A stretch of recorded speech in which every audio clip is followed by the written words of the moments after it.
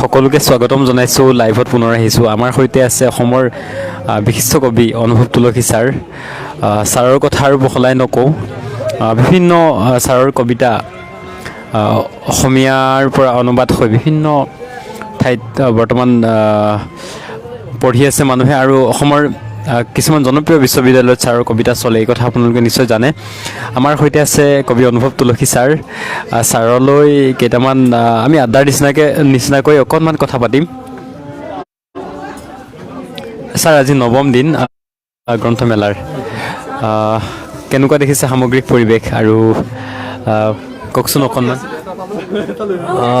গ্ৰন্থমেলাৰ বাকৰিত মোৰ খোজ থ'বলৈ ভাল লাগে। আচলতে গ্ৰন্থৰ পৰিৱেশ মই প্ৰাণৰ এটা কাম্য পৰিৱেশ, মোৰ প্ৰাণৰ এটা কাম্য পৰিৱেশ। গ্ৰন্থ মোৰেই নহয়, যিহেতু আমাৰ সভ্যতাৰেই ই এক আপুৰুগীয়া অংগ। মানুহ মাত্ৰেই গ্ৰন্থৰ ওচৰলৈ গৈ ভাল পায়, কিয়নো গ্ৰন্থৰ মূল্য চিৰস্থায়ী, মানুহে বুজি পায়। আৰু নিজকে চিৰস্থায়ী হ'বলৈ আৰু নিজকে আগতকৈ বেছি সভ্য কৰিবলৈ, নিজৰ মানসিকতাৰ উৎকৰ্ষ সাধন কৰিবলৈ মানুহে গ্ৰন্থৰ মাজেৰে যিটো বাট মুকলি হয়, সেই বাটেৰে যাব লাগিবই। গুৱাহাটী গ্ৰন্থমেলা আছিলে এইখন, এতিয়া পোনপ্ৰথমবাৰৰ বাবে অসম গ্ৰন্থমেলা হৈছে। আৰু অসম গ্ৰন্থমেলালৈ মই বিপুল জনসমাগম হোৱা দেখা পাইছোঁ। মই প্ৰায় সদায় আহি আছোঁ, আৰু মানুহৰ গ্ৰন্থৰ প্ৰতি অনুৰাগ আগতকৈ সদায় বাঢ়িছে। আৰু গ্ৰন্থ প্ৰকাশকসকলে আৰু বিক্ৰেতাসকলে সদায় কৈ আহিছে যে গ্ৰন্থৰ বিক্ৰী পূৰ্বতকৈ বাঢ়িছে। মানুহে অসমীয়া গ্ৰন্থ কিনিবলৈ সাংঘাতিকভাৱে হেঁপাহ কৰিছে। আৰু সেই ফালৰ পৰা অসমীয়া সাহিত্য, অসমীয়া ভাষা, সংস্কৃতি এক ধৰণৰ উন্নতিৰ বাটতেই আগবাঢ়িছে বুলি আমি ক'ব লাগিব। আৰু অসমীয়া পঢ়ুৱৈয়ে অসমীয়া ভাষা, সাহিত্য, সংস্কৃতিক জীয়াই ৰাখিব যিহেতু লাগিবই। আৰু অসমীয়া পঢ়ুৱৈয়ে এই ক্ষেত্ৰত এই প্ৰীতি দীৰ্ঘদিনৰ বাবে চলাই যাব। আমাৰ ভাষা মাজে মাজে সংকটৰ সন্মুখীন হয়। এতিয়াও যে সংকট আঁতৰি গৈছে সেইটো নহয়, সংকট আছেই। কিন্তু আমি এই ভাষাক যেতিয়া বুকুৰ মাজত সাৱটি ধৰি আমি নিজৰ হিয়াৰ যাচিম, এই ভাষাৰ সকলো অন্তৰায় বিপদ আঁতৰি যাব। এই কথাটো আমি আমাৰ অসমীয়া যিসকল পঢ়ুৱৈ, সেইসকলৰ গ্ৰন্থৰ প্ৰতি যি প্ৰীতি, তাৰ মাজেৰে ফুটি উঠিছে বুলি ক'ব পাৰোঁ। আৰু গ্ৰন্থবাৰ্তালৈ মই আজিয়ে প্ৰথম সোমাইছোঁ। হিৰণ্যলৈ নামৰ এই তৰুণ প্ৰজন্মৰ এই যুৱকজনে এই গ্ৰন্থৰ লগত থাকি নিজৰ জীৱনৰ যি অমূল্য সময় অতিবাহিত কৰিছে, আৰু তাৰ মাজেৰে তেওঁৰ জীৱনৰ জীৱিকাৰ এটা বাটো মুকলি হোৱাটো বিচাৰিছে। সেইটো অৱশ্যে তেওঁৰ দ্বিতীয় পচন্দ। তেওঁৰ প্ৰথম পচন্দ হ'ল গ্ৰন্থ আৰু এই গ্ৰন্থৰ পঢ়ুৱৈসকল। গতিকে গ্ৰন্থৰ পঢ়ুৱৈ, গ্ৰন্থ আৰু তাৰ মাজেৰে যিটো জীৱনৰ বাট, জীৱিকাৰ বাট যিটো মুকলি হোৱা হিৰণ্যলৈ বিচাৰিছে, এই উদ্দেশ্য তেওঁৰ সফল হওক। তেওঁৰ গ্ৰন্থবাৰ্তা দীৰ্ঘায়ু হওক, আৰু দীৰ্ঘদিনৰ বাবে অসমীয়া গ্ৰন্থৰ সেৱা কৰি যাওক। আৰু পঢ়ুৱৈসকলেও হিৰণ্যলয়ক এনেধৰণে মৰম চেনেহ প্ৰীতিৰে আদৰি ৰাখক, মই ইমানকে কামনা কৰিছোঁ। আজি লাইভত মই অকণমান সময়ৰ থকাৰ সুযোগ পালোঁ, তাৰ বাবে হিৰণ্যলয়ক ধন্যবাদ জনাইছোঁ। ধন্যবাদ জনাইছোঁ ছাৰ। আৰু দুটামান কথা যদি আমি জানিব পাৰোঁ, আপোনাৰ আপুনি প্ৰত্যেকবাৰে আপুনি কয় মই বহুত কবিতা আপুনি লিখিছে, তথাপিও কয় আপুনি মই যেতিয়া কবিতা লিখোঁ এজন তৰুণৰ দৰেই কবিতা লিখোঁ, নতুন কবিৰ দৰেই কবিতা লিখিবলৈ আৰম্ভ কৰোঁ, আৰু বহুত কবিতা আপুনি লিখিছে। কিন্তু তাৰ ভিতৰত আপোনাৰ খুব চৰ্চা লাভ কৰিছে বানান কৰি পঢ়া লুইতৰ পানী। এইখন কবিতা সাংঘাতিক অপূৰ্ব এখন কবিতা পুথি বুলি বহুতেই ক'ব খোজে। হৰে কৃষ্ণ ডেকা ছাৰেও এই সম্পৰ্কত মতামত আগবঢ়াইছে। ময়ো বহুত ভাল পাইছোঁ এনেকুৱা এখন কবিতা পুথি অসমীয়া কাব্য জগতত আপুনি লিখিছে বা এখন আমাক উপহাৰ দিছে। কি ক'ব এই সম্পৰ্কত? মই অলপ আগতে সমীৰণ সপোন বুলি তিনিচুকীয়াৰ এজন ল'ৰাক লগ পাইছিলোঁ, এইখিনিতেই লগ পাইছিলোঁ, আৰু ল'ৰাজনক কৈছিলোঁ যে তুমি এজন নতুন ল'ৰা আৰু মোৰ হয়তো 15-20খনমান কিতাপ ওলাইছে, কিন্তু মই যেতিয়া এখন নতুন কিতাপ উলিয়াব খোজোঁ, মই এজন নতুন কবি হিচাপে যি প্ৰথমবাৰৰ বাবে আত্মপ্ৰকাশ কৰিছে সেই কবিজন হ'ব খোজোঁ। আৰু মোৰ নাজমা 1985 চনত প্ৰকাশ হৈছিলে। মই সেই পুথিখনৰ যোগেদি আত্মপ্ৰকাশ কৰিছিলোঁ। তুমি যিখন কবিতা পুথিৰ কথা কৈছা বানান কৰি পঢ়া লুইতৰ পানী 2019 চনত প্ৰকাশ হৈছিলে। এই দুখন পুথিৰ যোগেদি মই যে নতুন কবি হিচাপে আত্মপ্ৰকাশ কৰিছোঁ, আমাৰ যিসকল অসমীয়া কবিতাৰ পঢ়ুৱৈ সেইসকলে গম পাইছে যে মই এজন নতুন কবি। বানান কৰি পঢ়া লুইতৰ পানীত যেনেকৈ নতুন কবি, নাজমাত যেনেকৈ নতুন কবি, মই আগন্তুক যিখন কবিতা পুথি হয়তো মই উলিয়াম সেইখনতো মই অনুভৱ তুলসী এজন নতুন কবি হ'ব লাগিব। আৰু নতুন কবি নহ'লে অনুভৱ তুলসীক মই নিজে বাতিল কৰিম। অনুভৱ তুলসী আৰু কবিতা লিখিব নালাগে যদিহে অনুভৱ তুলসী এজন নতুন কবি হিচাপে পৰৱৰ্তী সংকলনত আত্মপ্ৰকাশ কৰিব নোৱাৰে। মোৰ সেইটো সংকল্প, অনুভৱ তুলসীৰ সেইটো সংকল্প, আৰু অনুভৱ তুলসীয়ে ইমান দিনে তাকেই কৰি আহিছে। যদিও হয়তো সদায় তেওঁ সেই প্ৰতিশ্ৰুতি নিজৰ ওচৰতেই পালন কৰিবলৈ সক্ষম হোৱা নাই, কিন্তু সেই দায়বদ্ধতা লৈয়ে তেওঁৰ কবিতাৰ কাম কৰি আহিছে ইমান দিনে, আৰু ভৱিষ্যতলৈও কৰি থাকিব। আপোনাৰ কবিতাবিলাক ছন্দ আৰু লয়ৰ যি সামঞ্জস্য এটা খুব ধুনীয়াকৈ প্ৰতিফলিত হয়।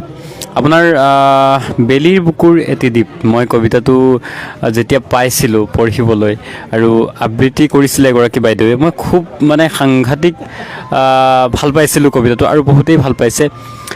এই কবিতাটোত কি আছে বাৰু? বেলিৰ বুকুৰ এটি দ্বীপ। বেলিৰ বুকুৰ এটি দ্বীপ কবিতাটো মই বোধহয় যোৱা বছৰ নে তাৰ আগবছৰ কোনোবা এটা সময়ত লিখিছিলোঁ।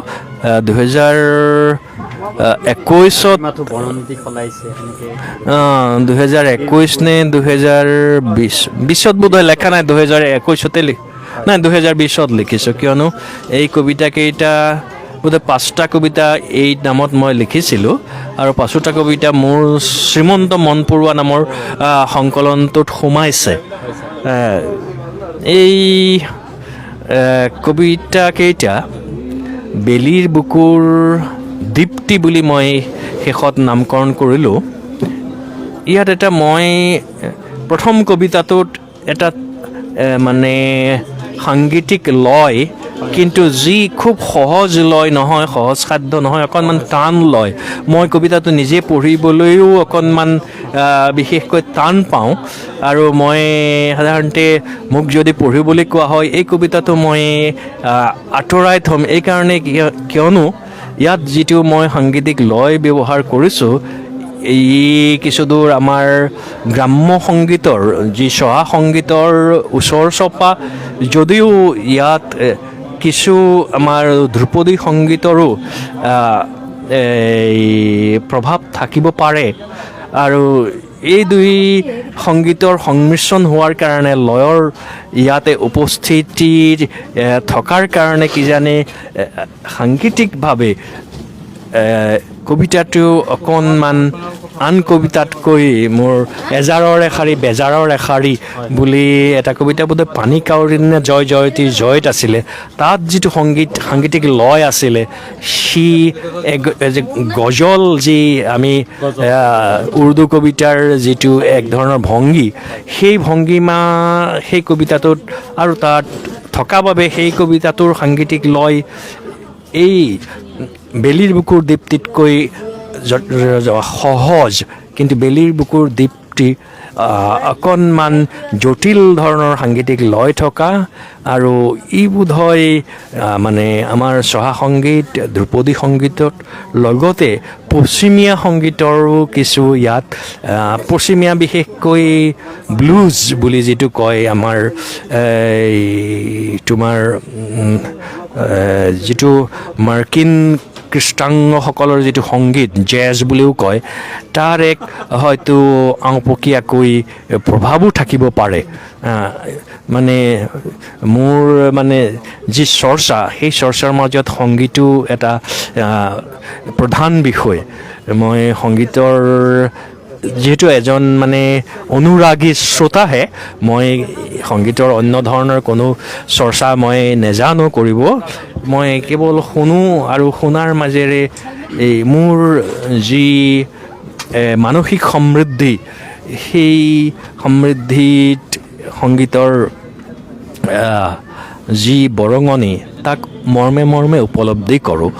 আৰু এই সংগীত কেৱল আমাৰ চহা সংগীত, বিহুগীত সেইটোৱেই নহয়, বৰগীত সেইটোৱেই নহয়, মই বিশ্বৰ সংগীতৰ এজন, মই সেয়েহে বব ডিলানৰ কবিতাও অসমীয়ালৈ অনুবাদ কৰিছোঁ। বব ডিলান আচলতে এজন নোবেল বঁটা বিজয়ী গায়ক, গীতিকাৰ, চিত্ৰশিল্পী, পৰিৱেশ বিজ্ঞানী, যুদ্ধ বিৰোধী স্থিতিত থকা এজন লেখক। এই ধৰণৰ বহু কথাৰ সমন্বয় হয়তো সেই বিশেষ নামৰ কবিতাটি, বেলিৰ বুকুৰ দীপ্তি নামৰ কবিতাটি, সেইফালৰ পৰা তাৰ বাকীকেইটা কবিতা কিন্তু ইমান জটিল ইয়াৰ গঠন নহয়। বাকীকেইটা কবিতা কিছু সহজ, কিন্তু প্ৰথম কবিতাটো অকণমান জটিল। কিন্তু প্ৰথম কবিতাটি বাকীকেইটা কবিতাতকৈ বোধহয় অলপ পঢ়ুৱৈয়ে মানে বেছি আদৰি লৈছে। আৰু হয়তো ই কোনোবা এগৰাকী অনুৰাগী পলি মাণিক্য নেকি, মাণিক্যই বোধহয় ইয়াৰ আবৃত্তি কৰি, বোধহয় তোমাৰো সহযোগ আছিলে হিৰণ্যলয়, আৰু ই এতিয়া বোধহয় ইউটিউবত উপলব্ধ। হয় হয়, আৰু বিশেষ এই কবিতাটোৰ বিষয়ে মই ক'বলৈ নাযাওঁ। ইমানখিনি কথাখিনি মই কিমান ভালকৈ সুধিব পাৰিছোঁ আপোনাক নাজানো। আপোনাক লগ পালে বহু কথাই মুখৰ পৰা নোলোৱা হয়। মই খুব এখন ভিতৰুৱা গাঁৱৰ পৰা বিলং কৰোঁ। যেতিয়া মই অসমীয়া কবিতা পঢ়িবলৈ ইচ্ছা প্ৰকাশ কৰিছিলোঁ, তেতিয়া তুলসী ছাৰক লগ পোৱা এটা খুবেই ইচ্ছা আছিলে। কেনেকৈ লগ পাম, কেনেকৈ কিবা কথা জানিম নেকি, কিবা বহুত জানিব মন যায়। কিন্তু আজি ছাৰক সন্মুখত পোৱাটো কি বুলি ক'ম মই ভাবিব পৰা নাই।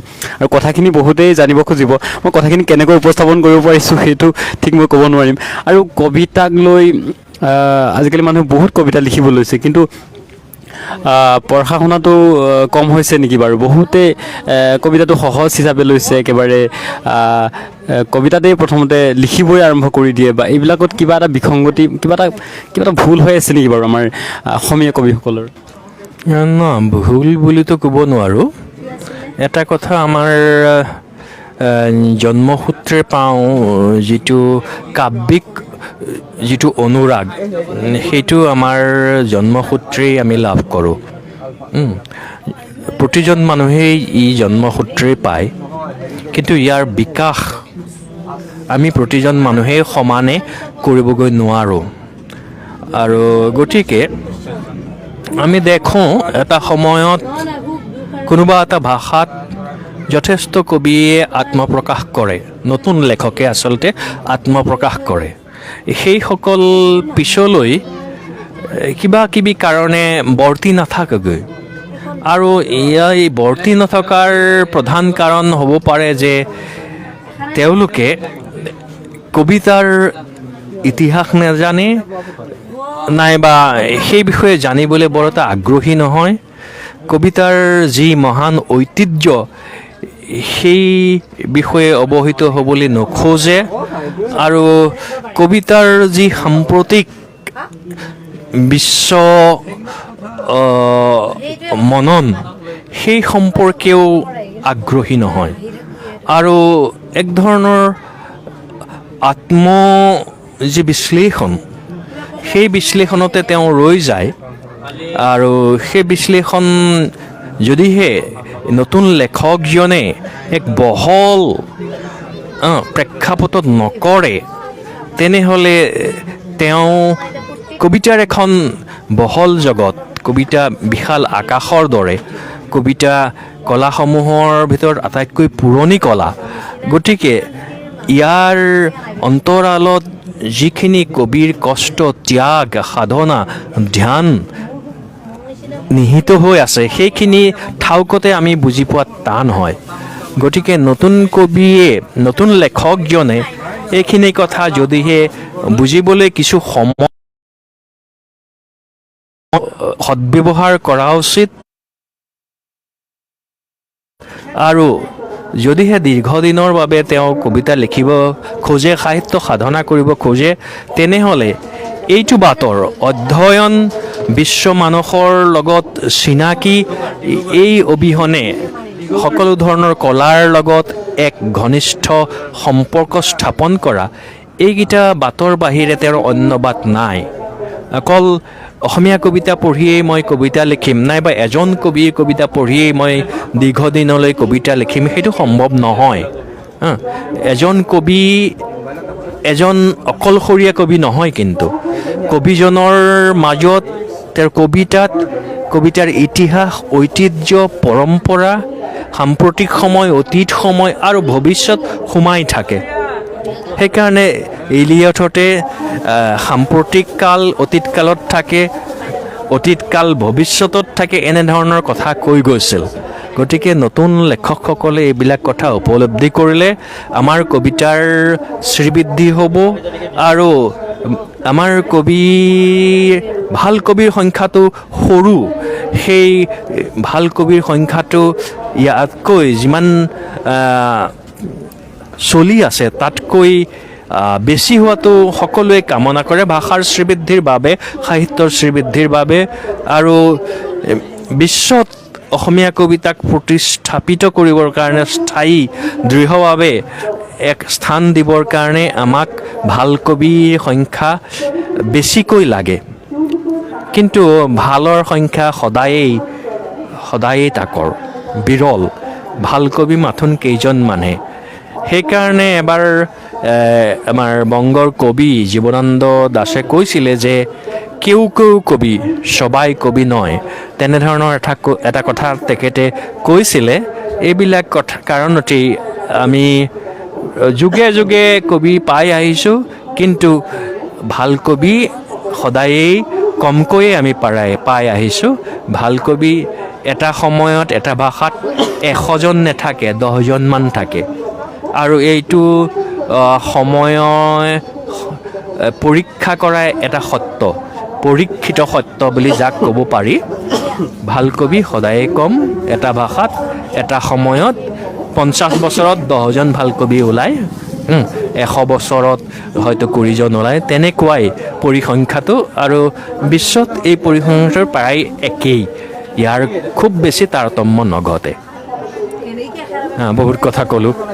শেহতীয়াকৈ অসমীয়া কবিতাই দেশৰ সৰ্বোচ্চ সাহিত্য সন্মান আজৰি আনিছে আৰু মই এইখিনিতে এটা কথা মনত পৰিছে। মই নীলমণি ফুকন ছাৰক এতিয়ালৈকে এবাৰ লগ পোৱাৰ সৌভাগ্য হৈছে। তেখেতক তেতিয়া মই কৈছিলোঁ, ছাৰ ময়ো, তেতিয়া ছাৰে মোক কৈছিলে যে তোমালোকে যদি কবিতা লিখিবলৈ আৰম্ভ কৰিছাই তেতিয়াহ'লে সকলো কবিৰ কবিতা পঢ়িবা, অকল এজন কবিৰ নহয়, পৃথিৱীৰ যিকোনো ভাষাৰেই কবিৰ কবিতা পঢ়িবা আৰু ছবি চাবা আৰু চিত্ৰ, সেইটোৰ লগত চিত্ৰ চাবা, চিত্ৰৰ প্ৰেমত পৰিবা, চিত্ৰবিলাক এনেকুৱা কিছুমান কথা কৈছিলে। আৰু আপুনি কি ক'ব, অসমীয়া কবিতাই যে ইমান ডাঙৰ এটা দেশৰ সৰ্বোচ্চ সাহিত্য সন্মান আজৰি আনিছে? মই নীলমণি ফুকন আমাৰ প্ৰাতস্মৰণীয় কবি আৰু মই নীলমণি ফুকনৰ হাতেৰে ওলাই আহিছোঁ। মই তেখেতক অভিভাৱক হিচাপে মানো। মই নৱকান্ত বৰুৱাৰো হাতেৰে ওলাই আহিছোঁ, হীৰেণ ভট্টাচাৰ্যৰ হাতেৰেও ওলাই আহিছোঁ। আৰু নীলমণি ফুকন ডাঙৰীয়াই নীলমণি ফুকন নামৰ এই কবি প্ৰতিভাক বহু দেৰিকৈ ভাৰতীয় সৰ্বোচ্চ সন্মান জ্ঞানপীঠ যচা হৈছে। 2021 চনৰ জ্ঞানপীঠ তেখেতলৈ যচা হৈছে। যথেষ্ট পলম হৈ গৈছে। তেখেতে 20 বছৰৰ আগতে জ্ঞানপীঠ পাবলগীয়া আছিল। আমাৰ নৱকান্ত বৰুৱাইও জ্ঞানপীঠ পাবলগীয়া আছিলে, হীৰেণ ভট্টইও পাবলগীয়া আছিল। এতিয়া কবি হিচাপে আমাৰ হৰেকৃষ্ণ ডেকাইও জ্ঞানপীঠ পাব লাগে। আমি যদি অসমীয়া ভাষাত নেলিখি হিন্দী ভাষাত লিখি থাকিলোহেঁতেন, তেতিয়া আমাৰ এই আটাইকেইজন কবিয়ে জ্ঞানপীঠ পাই গ'লহেঁতেন। আমাৰ ভাষাটো যিহেতু হিন্দীৰ দৰে ইমান এটা শক্তিশালী আৰু বহুল ব্যাপী চলি থকা ভাষা নহয়।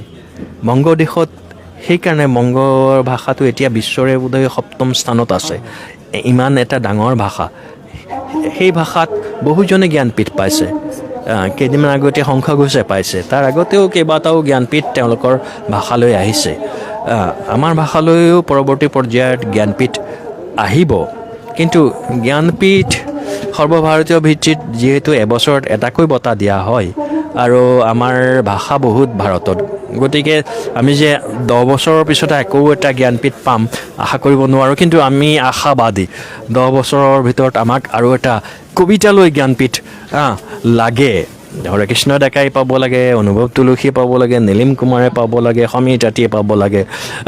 আমি বিচাৰিম, কিন্তু সেইটো পিছৰ কথা। পুৰস্কাৰে কবিতাৰ মান জোখা নহয়। নীলমণি ফুকনৰ কবিতা ভাৰতত স্বীকৃত হৈছে, আজি নহয় কাহানিবাই স্বীকৃত হৈছে। আৰু ভাৰততে নহয়, বিদেশতো তেখেতৰ কবিতা কম অনুবাদ হ'লেও অনুবাদ হৈছে। আমাৰ কবিতা কমকৈ হ'লেও অনুবাদ হৈছে। মোৰে নহয়, নীলিম কুমাৰ আৰু বহুজনৰ কবিতা কেৱল আমাৰ ইয়াৰ অনুবাদকে অনুবাদ কৰিছে সেইটো নহয়, বাহিৰৰ অনুবাদকে অনুবাদ কৰিছে। আৰু সেই অনুবাদৰ পিছত তেওঁলোকে এই মত প্ৰকাশ কৰিছে, এইবিলাক কবিতা বিশ্বমানৰ কবিতা। গতিকে অসমীয়া কবিতা বিশ্বৰ কবি সমাজলৈ, কবিতা সমাজলৈ ইতিমধ্যেই সম্প্ৰসাৰণ ঘটিছে। আৰু সেই সম্প্ৰসাৰণ জ্ঞানপীঠতকৈ এক বেছি সন্মান, ওপৰৰ সন্মান। জ্ঞানপীঠ যিহেতু বিভিন্ন ধৰণৰ ইয়াত কথা বতৰা থাকে, গতিকে জ্ঞানপীঠতে নহয়, সকলো ধৰণৰ পুৰস্কাৰৰ আঁৰত কিছুমান অসাহিত্যিক কাৰণো থাকে। কিন্তু কবিতা অসাহিত্যিক নহয়, ভাল কবিতা উৎকৃষ্ট সাহিত্য, মহান সাহিত্য। গতিকে মহান সাহিত্যৰ আয়ুস চিৰকলীয়া। আৰু এই মহান সাহিত্য ৰচনা কৰিবলৈ হ'লে সাধনা লাগিবই, আৰু বহু তৰপীয়া সাধনা। কেৱল কবিতাৰ সাধনা কৰিয়ে কবিতা লিখি যাম সেইটো নহয়। চিত্ৰকলা, চিনেমা, সংগীত, নৃতত্ব, লোক সংস্কৃতি আৰু সমাজ, সাম্প্ৰতিক সমাজ সম্পৰ্কীয় যি জ্ঞান, ইতিহাস চেতনা, এইবিলাক এজন কবিক ভাল কবি হ'বলৈ দীৰ্ঘদিনলৈ কবিতা লিখি থাকিবই লাগিবই। কেঁচামাল হিচাপে এইবিলাক লাগিবই। আৰু সৰ্বোপৰি জীৱনৰ লগত জড়িত হৈ থাকিব লাগিব ওতঃপ্ৰোতভাৱে। তেতিয়াহে তেওঁ জীৱন্ত মানুহ হিচাপে থাকিব। আৰু জীৱন্ত মানুহ এজনেহে কবিতা লিখিব পাৰে, মহৎ সাহিত্য ৰচনাত মগ্ন হ'ব পাৰে। ক'লোঁ বহুত কথা। বহুত ধন্যবাদ ছাৰ, ইমান সময় আপুনি দিলে। আৰু বহুতে এই কথাখিনি শুনিবলৈকে ৰৈ আছিলে। ময়ো ইমান দিনে আপোনাক যদিও লগ পাইছোঁ, এইখিনি কথা সুধিবলৈ সাহস হোৱা নাছিলে। ইমান ধুনীয়াকৈ কথাখিনি ক'লে। মই ভাবোঁ এইখিনিৰ পৰা যথেষ্ট মানুহ উপকৃত হ'ব। ময়ো বিশেষকৈ বহুত উপকৃত হৈছোঁ। লাইভত থকা সকলোকে ধন্যবাদ জনাইছোঁ। আজি আমাৰ সৈতে উপস্থিত থাকিলে আড্ডাত অসমৰ বিশিষ্ট কবি অনুভৱ তুলসী ছাৰলৈ বহুত বহুত বহুত ধন্যবাদ জনাইছোঁ। শেহতীয়াকৈ হ'লেও ইংৰাজী নৱবৰ্ষৰ শুভেচ্ছা জনাইছোঁ ছাৰক। ধন্যবাদ জনাইছোঁ যিসকলে লাইভত আছিলে। আপোনালোকেও আহিব গ্ৰন্থমেলালৈ, আমাৰ 3 নং গলি আৰু 90 নং ষ্টল আৰু গ্ৰন্থ বাৰ্তা দোকান এতিয়া সামৰিবলৈকে হৈছে আৰু ধন্যবাদ জনাইছোঁ সকলোকে পুনৰবাৰ।